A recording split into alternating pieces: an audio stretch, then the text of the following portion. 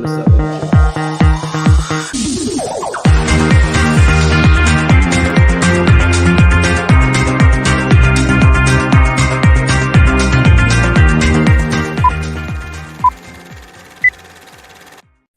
And live from the internet, it's ZN Live. Live. We are excited Hi. today from multiple places all around the world. I'm here in Pune, India.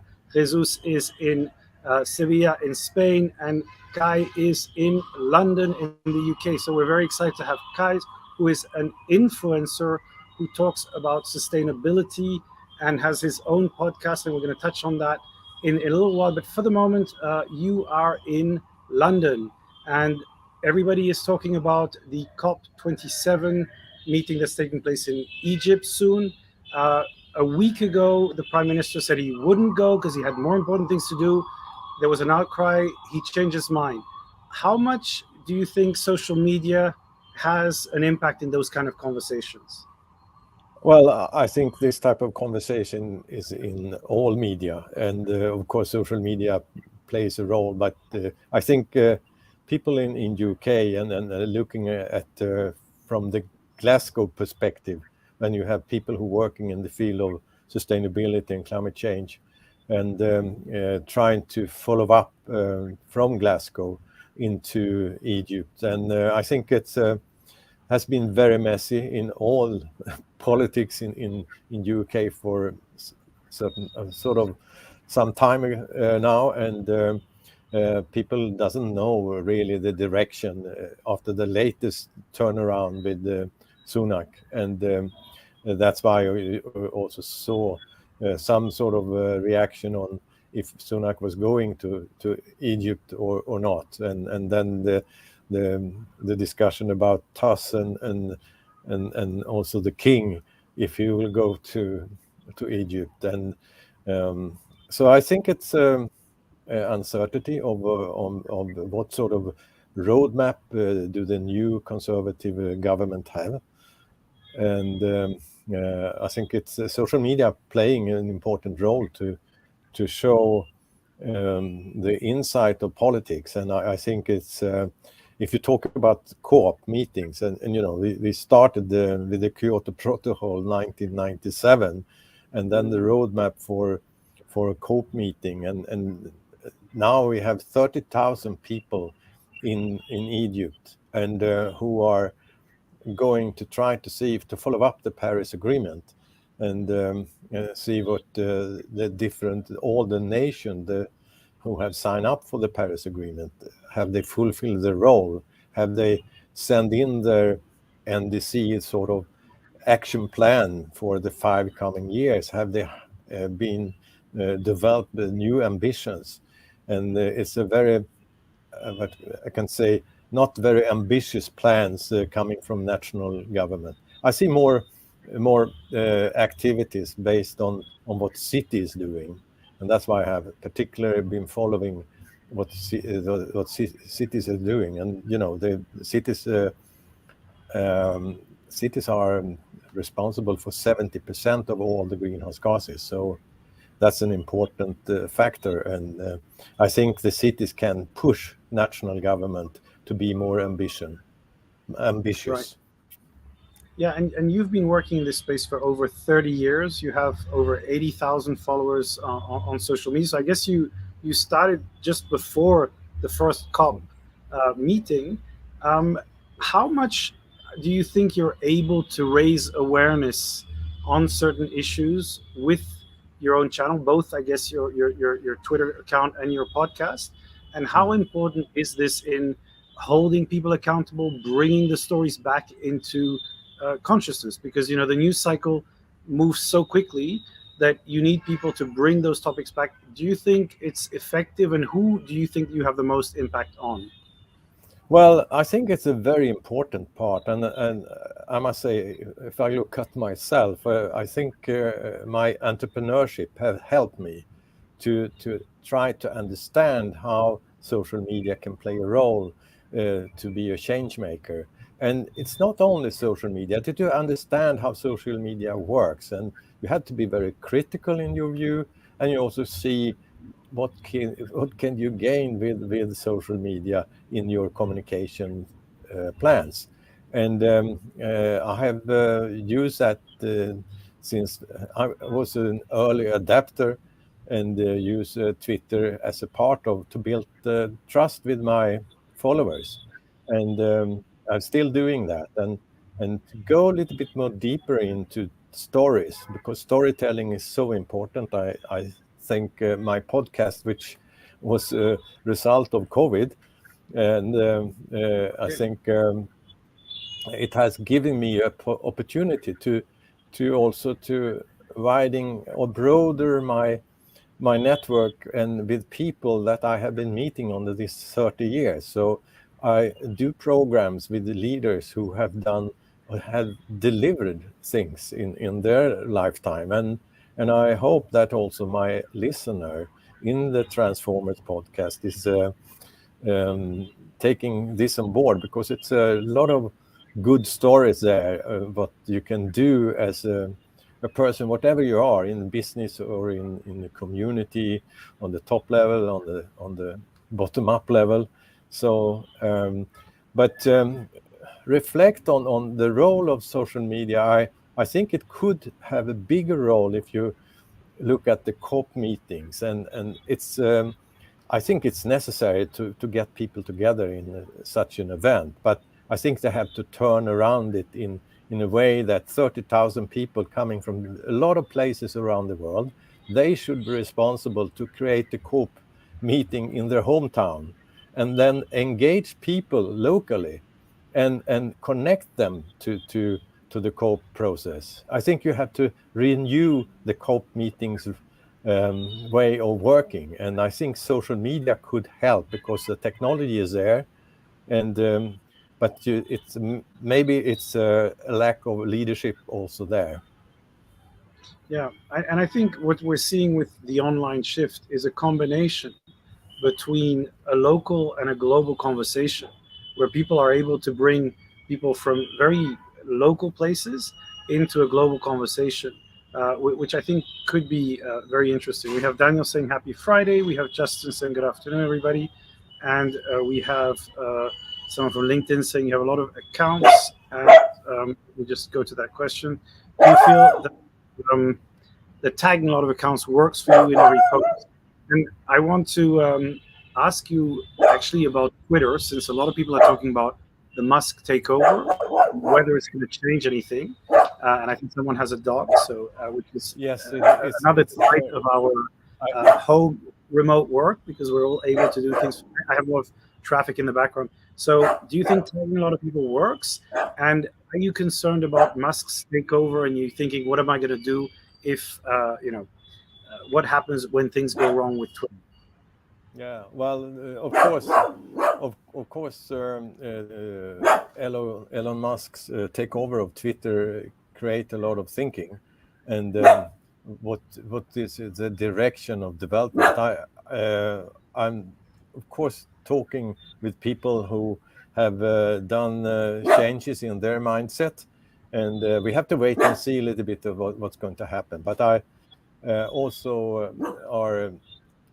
I'm into looking into what LinkedIn could do as a new way of communicate this type of serious questions. If not, Twitter will work out. But let's see, wait and see what Twitter goes. It's too early, I think, to see what's going to happen. But as always, be critical. Mm-hmm. Try to see what's the way of change direction. Yeah, I agree, and I think what we've seen is people actually already experiment with new channels. So we have Mastodon, which is a clone of Twitter, where actually Andrew Stroline, who was on the show last week, had already set up an account, got 600 followers within a few days.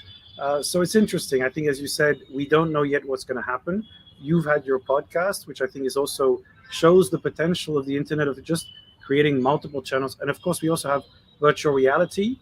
Jesus is the big fan of experimenting with that. So, Jesus, tell us a little bit about how it's been playing with the new VR headset? Because we have a project there. What are you discovering with this new technology? Well, actually, I'm already a bit more than a week with the new Quest Pro, which is I'm very happy to have it because it's like opening what are the opening my eyes to what is the new possibilities of the mixed reality. I think that the virtual reality maybe is not going to become like a mainstream. It's possible that it happens because normally VR is mainly for games, gamers, and all that.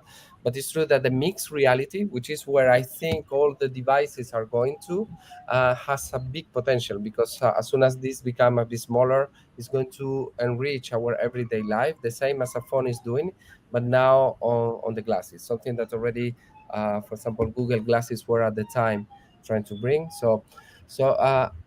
It's cool. I've been playing already with several software that I will discuss, maybe show later on in the recommendations. But it's bringing like a vision of where actually we can go, that is quite exciting. Mm. On the other hand, we are doing several projects. You were announcing that. One of them is related to EUSPA. I was announcing it 2 weeks ago here with them. For example, Kai, we're going to see how actually also all the satellites, EUSPA is taking care of satellites and all that, like projects like Galileo, EGNOS, and all that are bringing value also on sustainability. And it's quite cool because it's also showing me things that I was not aware. And we're trying to bring all those stories into a platform that is going to be in VR mixed reality, actually, where people can see the values of that. So quite exciting moment because it's that I love feel testing new tools and all that. So right now I'm really enjoying. Yeah, so I think we have Lyra with us who's saying that in 2 weeks it'll be our 300th episode. So we're very excited about that. We also have a question about mixed reality, which I think you touched on. And I want to go back to you, Kai, about new technology because I think it's interesting with the internet that old technology becomes new technology. Podcast is radio, but actually it had a rebirth through the internet, and I think it's a fantastic way to have direct conversations with people. We put this show live, we put it as clips, we also put a podcast version because people might want to listen to it in different ways. um, how do you educate yourself on new technology, and what would your advice be to communicators today who don't know where to begin? What's the manual on how to learn to use these new tools, and how have you gone about it, and what would you recommend to people to do? Well, let me comment first the virtual reality and the technology. It helps me in the discussion when we talk about system thinking, because we have a society which is very sort of sectorized, and we need to combine things. People need to meet other people to try to find solution in an efficient way. And I think VR can help us to look into the systems of things in all areas, that you bring new competence in to try to solve problems that we have in all type of in companies, in municipalities, to see how we can break down the structure of an old society. And I think we are lack of political leadership, but to use this type of tool to that's also one of the big issue for sustainability, that doesn't influence the decision making process in governance, in government, and also in municipalities. So I think VR is an interesting part of what I said from the beginning of entrepreneurship, and Mm. maybe on the long term, I think one of the key issues is education, and also the young generation who going to go through schools in all levels. They need to be critical to the new world of social media. And I think the teachers are behind here, and they are behind the youngsters in the schools. Absolutely. And I think we have to change the educational system to take this on board, and how it could, so we can get critical young people going into this type of knowledge and use it in the right way. But of course, you need to be a little bit of an entrepreneur to understand what digitalization means, and we have a lot of things to do here, both short time and long term programs of education. Absolutely. And actually, we're a big fan of that. I've written a book on hyperthinking, which is the new mindset that I think is needed. And I would say it's critical, creative content that's needed. You know, you need to look at it critically, but you need to be creative about how you're doing new forms of content. And I think we need to really bring people into these tools, but make them learn how to experiment, because there is no single formula to do this. The most important thing is to be open to learning new things. So I just want to jump to our recommendations, and we'll be back in a second with our recommendations.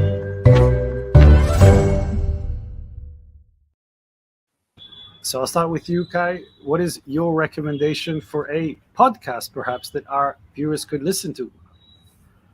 Well, it should have some thought about entrepreneurship, and that you go into new areas, even if it's sort of experience from a long time, but also to reflect back, to look into the future. And I think the podcast has an opportunity to tell stories around this long-term perspective, and have it update for the day's top political issues. And you have to reflect on the back. What can we learn from the back? And I think a podcast is a very good way to do so. And also, what I think it's important is what I said earlier, system thinking, how to get system thinking into the leadership, because we have a big problem, particularly in the political sector. And we don't have the political leaders that the planet needs today, and that's another issue. But I think it's very important to give advice and help young people to go into politics, and because they are needed there, and that's also long-term perspective. But entrepreneurship, system thinking, and to be critical in the view of digitalization and what could you use it for. And Yes, we have. Sorry. three important areas. Absolutely. And we had actually a guest on the show who wrote the book Startup Forever, which is actually how to apply the startup mindset to big companies. And she's the person who started the Coffee Republic chain. Now, Jesus, what is your recommendation for this week? And I bet it has something to do with virtual reality. Of course, as I was talking about mixed reality, so there are two apps that I've been testing on the last days with the Quest Pro, but actually you can do it with the other Quest. One of them is Wall, written with 3 O's. So actually, it's like bringing Google Maps into virtual reality. Really cool, amazing, because actually you can travel around the world, and you have a 360 views of the cities that you can choose. You can see the map in 3D on your table. Just answering the question that was there, what is the mixed reality? So actually, mixed reality means that the device recognizes the environment. So then, if, for example, one element is behind my hand, then you don't see it. While until now, augmented reality was like a sticker over everything, you see. But now, actually, it interacts with the environment. Really cool. So then you can see suddenly a map that is on 3D on your table with this wall tool. Really nice. You can have different people traveling. And also I was trying Figmin XR, which is a tool that actually permits you to create mixed reality interactions. You can even create them and then share with other people. So and there are many tools there with many kind of interactions. So it's really nice two tools that I would like people to, those who want a Quest, really go and check. Fantastic. So my recommendation, as I said earlier, is that I think you should go to Mastodon and set up an account. It's not as straightforward as it might be, but I think there's been a massive growth in the last week.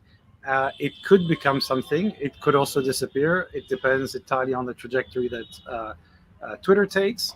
But people are there talking about it. It's an interesting question. And as as you said, Kai, I think it's all about learning, about initiative, about entrepreneurship, and I love those words because I think they're very important. I believe that they help people make a real difference to the conversation. So that's all we have time for today. But thank you so much for joining us. Have a fantastic weekend, and see you online on Twitter, and who knows, on LinkedIn, Mastodon, and everywhere else. Thank you very much. Bye Bye. bye. Thank you very much. Bye bye.